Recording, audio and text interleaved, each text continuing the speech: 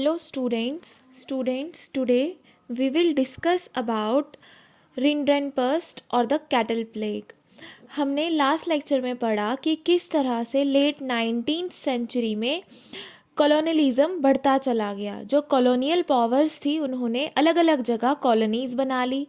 Colonies जो बनाई गई, कॉलोनिज़म का एक डार्क साइड भी हमने पढ़ा। डार्क साइड क्या था कि जो कॉलोनाइज्ड सोसाइटी थी उन्हें बहुत ज़्यादा सफ़र करना पड़ रहा था, और उस सफरिंग का एक एग्जाम्पल था, क्लासिकल एग्जाम्पल है रिंडरप्रस्ट और कैटल प्लेग। रिंडरप्रस्ट क्या है? It is a fast spreading disease among kettles. तो उस समय पे एक बीमारी फैल रही थी, आज भी है रिंडरप्रस्ट। तो बहुत सारे जो कैटल्स रहते हैं जैसे बफेलोज, गोट्स, काउस, उनके बीच में फैलती है एक बीमारी, उसे रिंडरप्रस्ट कहा जाता है। पहले हम बैकग्राउंड समझते हैं। अफ्रीका में क्या होता है? Africa is having abundant land, small population at that time.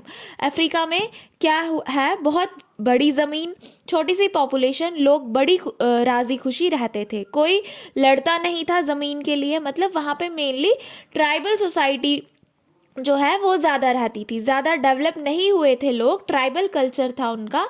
तो अपनी ज़मीन, the land they had, livestock and it was their main activity. उस ज़मीन पे कुछ जानवरों के साथ रहते थे, उनको पालते थे, खुश रहते थे वहाँ के लोग। ये उनकी मेन एक्टिविटीज़ थी कि उनको अगर अपनी लाइफ को सस्टेन करना है तो उनके लिए क्या था? बस अपनी ज़मीन, अपने जानवर हो, बस वो खुश रहते थे। लोग पैसा कमाने के लिए किसी के अंडर काम बहुत कम करते थे, लोग किसी के अंडर काम नहीं करते थे, पैसों के लिए काम नहीं करते थे। तो अफ्रीकन्स बहुत खुशी खुशी रह रहे थे। फिर वहाँ आते हैं यूरोपियंस। यूरोपियंस अफ्रीका क्यों पहुँच गए? क्योंकि उन्होंने देखा कि अफ्रीका इतना बड़ा वास्ट लैंड है, वहाँ पे इतने सारे रिसोर्सेज हैं। तो यूरोपियंस ने देखा कि अफ्रीका में लोग सारे ट्राइबल्स हैं, कोई इतना डेवलप्ड नहीं है, कोई इनके पास हथियार नहीं है, उनको ऐसे ही हराया जा सकता है। और इतनी बड़ी ज़मीन है, वहाँ पे हम प्लांटेशन फील्ड लगा सकते हैं, कॉफ़ी प्लांट करेंगे, बहुत सारे पैसे कमाएंगे, एक्सपोर्ट करेंगे, माइंस लगा सकते हैं, वहाँ पे माइंस लगा के पूरा गोल्ड, सिल्वर सब कुछ एक्सट्रैक्ट करेंगे। तो उस समय 20% of the gold was being exported from Africa. तो इस सोच के साथ में यूरोपियंस अफ्रीका गए। अब जब यूरोपियंस गए तो उन्होंने वहाँ पे कुछ चैलेंजेस का सामना करना पड़ा। क्या चैलेंजेस का सामना करना पड़ा? अब ऐसा तो नहीं है कि इतने जो मेहनती हैं वो यूरोपियंस होंगे कि माइंस चलाएंगे, खुद खुदाई करेंगे। तो वो ये सोच रहे थे कि स्लेव्स मिल जाए उन्हें कहीं से। लेकिन हमने क्या देखा कि यहाँ तो बड़े संतुष्ट लोग थे, सीधे साधे थे, ट्राइबल कल्चर था, तो वो पैसों के लिए काम करना ही नहीं चाहते थे, वो खुश थे अपने आप में। लालची यूरोपियंस जो थे उन्होंने सोचा कि इनसे काम करवाना पड़ेगा, तभी तो हम यहाँ से मिनरल्स एक्सट्रैक्ट कर पाएंगे। अब वो काम करने को तैयार ही नहीं थे। तो यूरोपियंस ने क्या करा? धीरे धीरे पॉलिटिकली कब्जा करना शुरू कर दिया। अब जब उनके पास पॉलिटिकल पावर्स थी, जो वो लॉज बना सकते थे, बट लेबर की शॉर्टेज थी, उन्होंने काम करवाना था सारा। तो उन्होंने क्या कर दिया? जो प्लांटेशन ओनर्स थे, जो माइंस ओनर्स थे, वो एम्प्लॉयर्स थे, तो उन्होंने स्ट्रेटजी अडॉप्ट करी ताकि वो जिसके थ्रू अलग अलग जो स्ट्रेटजीज अडॉप्ट करी कि जिसके थ्रू वो लेबर्स को रिक्रूट कर सके, रिटेन कर सके, उन्हें रोक के रख सके, अपने पास काम करवा सके। तो उन्होंने क्या क्या स्ट्रेटजी अडॉप्ट करी? सबसे पहले उन्होंने हैवी टैक्सेस लगाए। जब उन्होंने हैवी टैक्सेस लगाए तो ये सिंपल सी बात है कि अब जब मेरी इनकम इतनी है ही नहीं कि मैं इतने सारे टैक्सेस दे पाऊँ, तो ज़्यादा काम करना पड़ेगा ताकि मैं टैक्सेस दे पाऊँ। तो उन्होंने ये सोचा कि जब हैवी टैक्सेस लगाएंगे तो लोग हमारे पास काम करने आएंगे, तो टैक्सेस भी मिल जाएंगे और काम भी हो जाएगा। तो एक स्ट्रेटजी उन्होंने ये अडॉप्ट करी, मतलब एक ऐसा मेथड ये अडॉप्ट किया। दूसरा, changing inheritance laws. Only one member of the family was allowed to inherit land. Inheritance क्या होता है? जैसे प्रॉपर्टी जो होती है, कौन आगे जाके उसका हकदार बनने वाला है। इनहेरिटेंस लॉ क्या होता है बेसिकली कि जो पेरेंट्स होंगे उनकी प्रॉपर्टी बढ़ जाएगी फैमिली के मेंबर्स के बीच में, यूजुअली सभी जगह पे ऐसा होता है।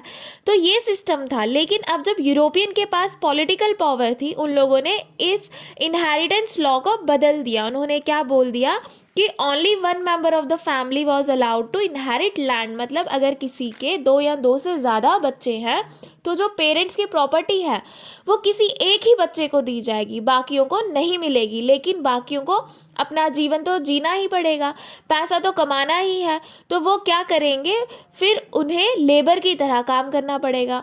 इतने कनिंग मेथड्स का यूज़ किया इन्होंने ताकि यूरोपियन एम्प्लॉयर्स के लेबर्स जो है उनके पास आ सके। और क्या किया, जो माइन वर्कर्स हैं उन्हें इतना काम कराते थे और उनकी मूवमेंट पर रिस्ट्रिक्शंस लगा दी कि अब वो फ्रीली मूव नहीं कर सकते। तो इसके चलते बहुत परेशानी का सामना करना पड़ रहा था जो माइंस में काम करते थे उनको। तो ये सारी स्ट्रेटजीज अडॉप्ट की गई थी यूरोपियन के द्वारा। उसके बाद अफ्रीका में रिंडरप्रस्ट बीमारी आ जाती है। रिंडरप्रस्ट एक डिजीज़ थी जो कैटल के बीच में फैली। जो भी जानवर थे जैसे बफेलोज थी, काउज, गोट्स, तो उन जानवरों के बीच एक बीमारी फैल रही थी जो रिंडरप्रस्ट जिसे कहा गया। रिंडरप्रस्ट को कैटल प्लेग भी कहा गया। रिंडरप्रस्ट में क्या होता है, जो एनिमल्स हैं, ये एक इन्फेक्शियस डिजीज़ है जो फैलती है एक जानवर से दूसरे जानवर में। और जब ये डिजीज़ फैल रही थी तो क्या होता है, जो कांटेक्ट में आते हैं जानवर वो बीमार होने लगते हैं। जो म्यूकस प्रोड्यूसिंग ग्लैंड रहता है वो इन्फ्लेमेट होने लगता है, बॉडी ऑर्गन्स काम करना बंद कर देते हैं और अल्टीमेटली उनकी डेथ होने लगती है। किसकी, कैटल्स की। बीमारी बेसिकली अफ्रीका में एशिया से गई थी। एशिया में कैटल्स को अधिकतर ये बीमारी हुआ करती थी, लेकिन अफ्रीका में ये बीमारी फैली। लेट 1880s में अफ्रीका में बीमारी पहुंचती है जानवरों के थ्रू।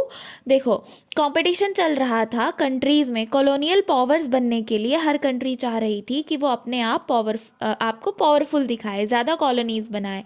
मेनली 2 ब्लॉक्स में ब्रिटेन और फ्रांस, इन दोनों के बीच कंपटीशन था कॉलोनी बनाने का।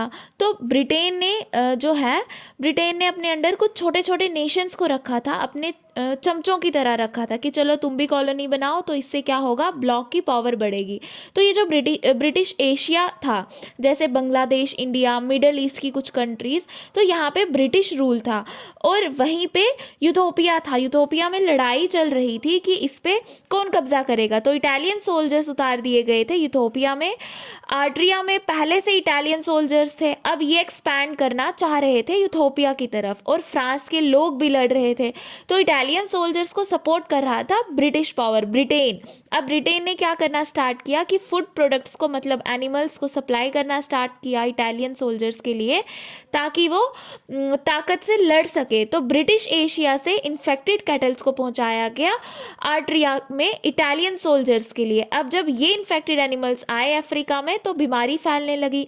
पूरे अफ्रीका को कवर किया रिंडरप्रस्ट ने।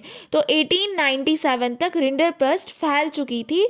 तो इसका इम्पैक्ट क्या हुआ, एक जंगल में आग की तरह फैलती चली गई ये बीमारी। और जब ये फैल रही थी तो अफ्रीकन कॉन्टिनेंट जो था, पूरा अफ्रीकन कॉन्टिनेंट में 90% कैटल्स जो थी वो मर चुकी थी ड्यू टू रिंडरप्रस्ट। अब इससे एक फ़ायदा किसको हुआ, जो माइनर्स थे, जो ओनर्स थे, एम्प्लॉयर्स थे, वो ज़बरदस्ती चाह रहे थे कि अफ्रीकन हमारे अंडर काम करें, लेकिन अफ्रीकन खुश थे। अब वो काम करना नहीं चाह रहे थे, लेकिन अब उनकी लाइवलीहुड जा चुकी है। 90% कैटल्स की डेथ हो गई, तो अब उन्हें मजबूरन काम करना पड़ेगा। तो जो प्लांटर्स थे, माइंस के ओनर्स थे, तो अब वो वेजेस पे काम करवाने के लिए अफ्रीकन्स को फोर्स कर सकते हैं, क्योंकि अब अफ्रीकन्स के पास कोई ऑल्टरनेटिव बचा ही नहीं था। तो जो यूरोपियन कॉलोनाइजर्स थे, रिंडरप्रस्ट के चलते जितना नुकसान अफ्रीका में अफ्रीका के नेटिव्स को हुआ, उससे कहीं ज़्यादा फ़ायदा यूरोपियंस को हुआ, क्योंकि उन्हें लेबर्स मिल गए थे, स्लेव्स मिल गए थे। उसके बाद हमारा टॉपिक है indentured labour migration from India. एक और जो डायमेंशन जो था कि जो इंडेंचर्ड लेबर थे वो लोग क्या सफ़र कर रहे थे, किन परेशानियों का सामना कर रहे थे। इंडेंचर्ड लेबर्स क्या है, बॉन्डेड लेबरर, जिन्हें हम बंधुआ मजदूर कहते हैं, जो क्या होते हैं, कॉन्ट्रैक्ट के बेसिस पे जिन्हें हायर किया जाता है एक टाइम पीरियड के लिए, इन्हें खरीद लिया जाता है, इन्हें बोल दिया जाता है कि चलो इतने टाइम पीरियड के लिए हमारे साथ हम आपको काम दिलाएंगे, इतने टाइम पीरियड के लिए आपको हमारे अंडर काम करना पड़ेगा, आपको इतने पैसे दे दिए जाएंगे। इनको एक्सप्लॉइट भी किया जाता था। कैसे एक्सप्लॉइट किया जाता था वो हम पढ़ेंगे। लेट 19th सेंचुरी में या 19th सेंचुरी में जो भी डेवलपमेंट हो रहा था, ग्लोबल वर्ल्ड बन रहा था, तो उसमें क्या प्रॉब्लम थी? प्रॉब्लम ये थी कि उसके दो साइड्स थे। 19th सेंचुरी में जितनी भी एक्सपेंशन हो रही थी, जो वर्ल्ड इकोनॉमी शेप ले रही थी, तो वर्ल्ड इकोनॉमी ग्रो हो रही थी, उसके दो साइड्स थे। एक समय पे तो हम देख रहे हैं कि इकोनॉमिक ग्रोथ हो रही है बहुत ज़्यादा, पूरी दुनिया में सभी जगह डेवलपमेंट हो रहा है, साइंटिफिक डेवलपमेंट हो रहा है, कंस्ट्रक्शन हो रहा है, रोड्स बन रहे हैं, रेलवेज बन रहे हैं। वहीं पे दूसरी ओर क्या हो रहा था? बहुत ज़्यादा लोग जो है उन्हें परेशानियों का भी सामना करना पड़ रहा था। कहीं पे बहुत गरीबी थी, परेशानी थी, भुखमरी थी, तो ये सारी चीज़ें देखने को मिल रही थी हमें। अब अगली चीज़ क्या हो रही थी? कहीं कहीं हायर इनकम भी थी, पैसा भी जो है लोग कमा रहे थे, कहीं कहीं पे बहुत ज़्यादा गरीबी भी थी। दूसरी चीज़, टेक्नोलॉजिकल एडवांसेस भी थे, टेक्नोलॉजी की मदद से बहुत अच्छी अच्छी चीज़ें हो रही थी। वहीं पे कोरिएंशन भी क्रिएट हो रहा था। इसी टेक्नोलॉजी के अगेंस्ट में लोग अपोज कर रहे थे, लोगों को ज़बरदस्ती इस टेक्नोलॉजी को एक्सेप्ट करने के लिए मजबूर किया जा रहा था। टेक्नोलॉजी के चलते बहुत सारे सेक्टर्स में अनएम्प्लॉयमेंट बढ़ गया था। एक और क्रुएलिटी का फेस क्या था? जो इंडेंचर्ड लेबरर्स थे, अधिकतर क्या होता था कि इंडिया से और चाइना से।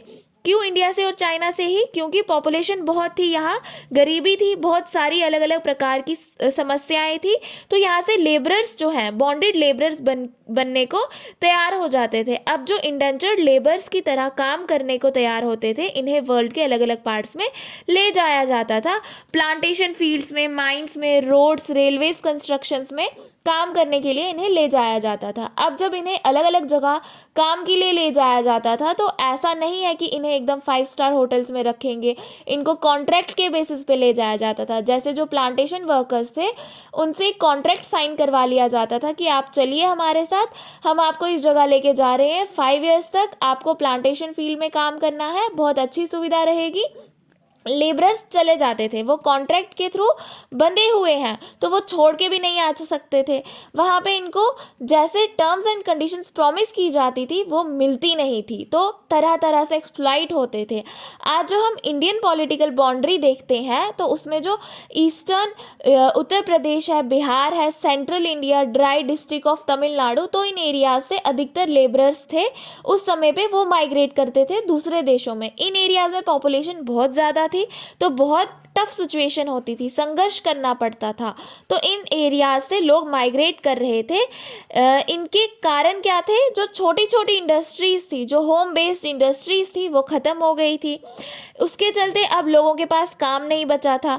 जो ज़मीन पे अगर काम कर रहे हैं, उसमें अगर रेंट देना पड़ रहा था उन्हें, वो रेंट बहुत ज़्यादा बढ़ा दिया था, ज़मीनों को साफ़ कर दिया गया था प्लांटेशन फार्मिंग के लिए, माइनिंग के लिए।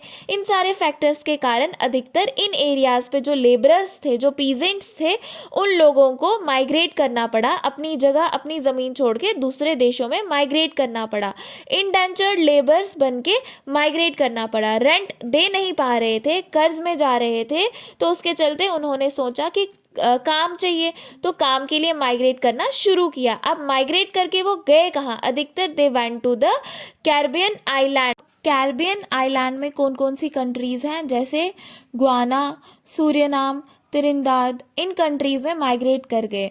इन छोटी छोटी आइलैंड कंट्रीज़ में इंडियन कल्चर देखने को मिलता है। अब वहाँ इंडियन कल्चर कैसे चले गया? उस समय पे जब ये लेबर्स जो माइग्रेट करते थे, तो वो अपने साथ में अपना कल्चर लेके गए होंगे। ये जो मॉरिशियस है, फिजी, मलाया जो आज मलेशिया है, साइलोन जो आज श्रीलंका है, ये श्रीलंका का ओल्ड नेम है, असम के टी प्लांटेशन फील्ड्स जो थे, वहाँ पे भी लोगों को लेबरर्स की तरह ले जाया जाता था। तो इन सारे पार्ट्स में, इन सारी कंट्रीज में ले जाया जाता था लेबरर्स को। अब जाते कैसे थे? ऐसा तो नहीं था कि उनके पास पासपोर्ट था, वीज़ा था, कोई बीच में लिंक चाहिए होगा। लिटरेसी रेट कम था तो बीच में लिंक जो था उसकी ज़रूरत थी। लिंक इस्टेब्लिश जो है वो किसके द्वारा किया गया था? एजेंट्स के द्वारा। ये एजेंट्स लोगों को बोलते थे कि चलो ठीक है, हम आपको काम दिलाएंगे, तो ये एजेंट्स रिक्रूट करते थे लेबरर्स को। अब इससे एजेंट को क्या फ़ायदा होता था? जो एम्प्लॉयर्स होते थे, लोगों को काम पे जो रखते थे, अपने यहाँ ये क्या करते थे, मतलब जिनके जैसे प्लांटेशन फील्ड्स होते थे, माइंस होते थे, वो क्या करते थे, अपने यहाँ एजेंट्स रखते थे कि अगर आप मुझे इतने लेबरर्स ला के दोगे तो मैं आपको इतना कमीशन दूंगा। अब माइग्रेंट्स भी जाने के लिए तैयार क्यों हो जाते थे? उन्हें ऐसा लगता था कि शायद ऐसे काम करके हम गरीबी से ऊपर आ जाएंगे, तो इस सोच के साथ वो लोग माइग्रेट करते थे। अब ये जो एजेंट्स होते थे ये धोखा देते थे लोगों को। मतलब कैसे? ये इंडेंचर्ड लेबर्स को जो है झूठ बोल के ले जाते थे। क्या बोलते थे? बोलते थे कि हम आपको इस देश में ले जाएंगे, लेकिन लेकर कहीं और जाते थे। झूठी इंफॉर्मेशन देते थे फाइनल डेस्टिनेशन के बारे में, मोड्स ऑफ ट्रेवल्स के बारे में भी धोखा देते थे कि आपको ऐसे ऐसे लेके जाएंगे, 5 स्टार आपका शिप होगा, उसमें आप आराम से जाओगे। तो इस तरह से मोड्स ऑफ ट्रेवल के बारे में भी गलत इंफॉर्मेशन देते थे। काम के बारे में भी झूठ बोलते थे, बोलते कुछ थे, करवाते कोई और काम थे वहां लेने के बाद में। कभी कभी क्या होता था कि एजेंट्स को अगर लगता था कि किसी एरिया में ज्यादा पॉपुलेशन है तो वो वहां से लोगों को जबरदस्ती लेके जाते थे। एजेंट्स इस तरह से चीजों को मैनिपुलेट करते थे। अब ये जो इंडेंचर्ड लेबर का सिस्टम था, इसे न्यू सिस्टम ऑफ स्लेवरी कहा जाता था। आप अब अगर देखोगे तो एक तरह से ये स्लेव्स की तरह ही काम करते हैं, बहुत कड़ी मेहनत करवाते थे, लीगल राइट्स इन्हें नहीं दिए जाते थे, बहुत एक्सप्लॉइटेशन होता था। अब जब अधिकतर ये जो इंडेंचर्ड लेबर्स थे, जब इन्होंने प्रॉब्लम्स को फेस करना स्टार्ट किया तो उन लोगों ने अपनी परेशानियों से ऊपर आने के लिए कुछ सॉल्यूशंस ढूंढ लिए। Many of them escaped into the wild, जंगलों में भाग जाते थे, छुपे रहते थे बहुत देर तक। अब छोटा सा आइलैंड है तो पकड़े भी जाते थे कभी, तो फिर पनिशमेंट भी मिलती थी। तो इसके चलते इन्होंने सोचा कि कब तक हम ऐसे भागते रहेंगे जंगलों में, भूखे प्यासे, पकड़े भी जाते हैं तो पनिशमेंट भी मिलती है। तो इन्होंने और ऑल्टरनेटिव्स ढूंढना शुरू कर दिए। They developed individual and collective self expression. सब लोग अलग अलग जगहों से थे, तो इन्हें लगा कि हम लोग अकेले कुछ भी नहीं है, we are required to have a collective identity. इन्होंने कलेक्टिव आइडेंटिटी कैसे डेवलप करी? ये लोग सारे मिलके कुछ नया फॉर्म करने लगे, कलेक्टिव सेल्फ एक्सप्रेशन जो इन्होंने बनाया। तो उसमें इन्होंने क्या करा कि जो old and new cultural forms को मर्ज किया। जैसे ट्रिंडल जो है, ये जो आइलैंड था, यहाँ पे जो एनुअल मोहर्रम प्रोसेशन जो निकलता है, तो वहाँ पे क्या बोला जाता है? इसे हौसे। इंडिया में भी आपको देखने को मिलेगा कि मुस्लिम कम्युनिटी में भी एक सेक्ट है जो मोहर्रम में पार्टिसिपेट कर रहा है। लेकिन यहाँ पे क्या हो रहा है? Workers of all races and religions joined it. सारे वर्कर्स मिलके, चाहे वो किसी भी रेस के हो, रिलीजन के हो, सब पार्टिसिपेट करते हैं। तो कल्चरल फ्यूजन जो है वो देखने को मिलता है हमें। उसके बाद दूसरी एग्जांपल आ गई, जैसे प्रोटेस्ट रिलीजन ऑफ रेस्टोफर्निज्म। चैरिटी का एक अलग सेक्ट है। ये ब्लैक्स को प्रमोट करता है, ब्लैक्स का एक पॉइंट ऑफ व्यू रखता है। तो ये बताता है कि जैसे इंडियन माइग्रेंट्स जो आए हैं कैब्रियन कंट्रीज में, और कैब्रियन कंट्रीज के जो लोग हैं उन लोगों के बीच में कल्चरल लिंक्स को इस्टेब्लिश करता है। उसके बाद थर्ड एग्जांपल आगे, जैसे चटनी म्यूजिक। इसमें अगर आप सुनोगे तो कहीं कहीं आपको मिक्स साउंड्स मिलेंगी, मतलब कुछ ऐसी साउंड्स होंगी जो आपको शायद समझ ना आए, बट इसमें आपको बीच में कहीं भोजपुरी वर्ड्स भी सुनने को मिलेंगे। तो जब इंडियन लेबरर्स गए होंगे कैरिबियन कंट्रीज में, तो वो अपना कल्चर लेके गए होंगे, उन्होंने अपने गानों को वहाँ के कैरिबियन म्यूजिक के साथ में क्या कर दिया? मिक्स कर दिया। तो जब मर्ज कर दिया, मिक्स कर दिया, उससे हमें एक नया form of music, chutney music जो है वो निकल के आया।